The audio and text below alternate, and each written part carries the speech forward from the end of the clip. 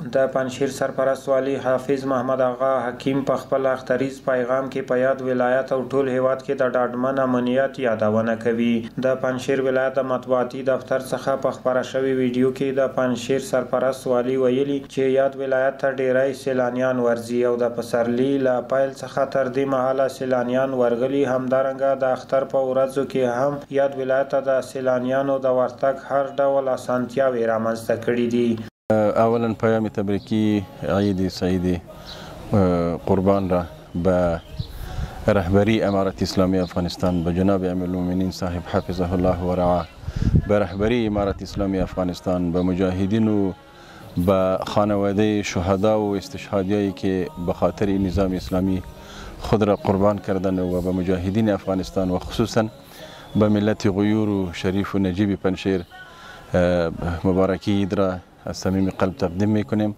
الله رب العزت یعنی عید را عید سعادت و عید خوشبختی و عید بگردانه که همه دردهای امت اسلامی به همین عید پایان بیافته. به سطح کل افغانستان خصوصا سطح ولایت پنجشیر امنیت مطمئن سرتاسری الحمدلله قائم است و از بهار به این طرف سیلانیای داخلی و خارجی به ولایت پنجشیر سر کرده و میآیند و میگردند و هیچ قسم ممانعت و هیچ قسم مشکلی وجود نداره.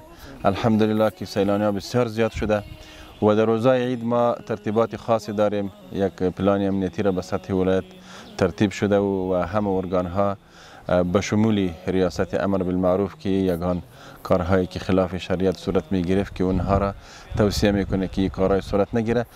دیگه دروازه پنجشیر بروی همه ملت افغانستان و بروی همه گردشگرای خارجی باز است و ما برشان زمینه سازی کردیم و انشاءالله جای بود و باش هم است و جایی که میله میکنن و جایی که جای تفریحی است.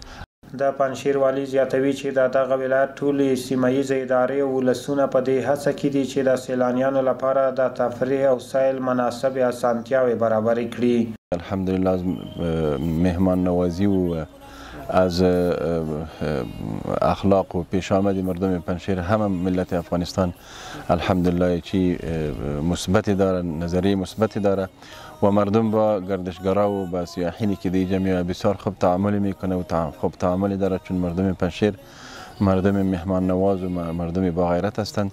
الحمدلله که هر سال و هر روز ما میبینیم که گردشگرا زیادتر شده میره. ولایت پنجشیر، اداره پنجشیر، ارگانهای امنیتی پنجشیر و همه مردم پنجشیر در عرصه گردشگری و سیاحتی که مردم به پنجشیر میان برشان اطمینان میده و اونها را استقبال میکنه و جاهای بسیار سرسبز و بسیار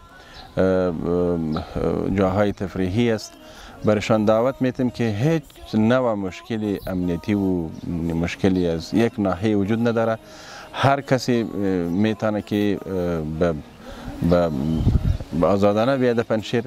دا یادونه وړ ده چې په هیواد کې د سرتاسري امن له ټینګښت سره د هیواد په بیلابیلو ولایتونو په ځانګړې توګه پنجشیر ولایت کې د بیا رغونې او پرمختګ بیلابیلې بنسټیزې پروژې پیل شوي دي چې پراخ ولسي ملاتړ هم له ځان سره لري.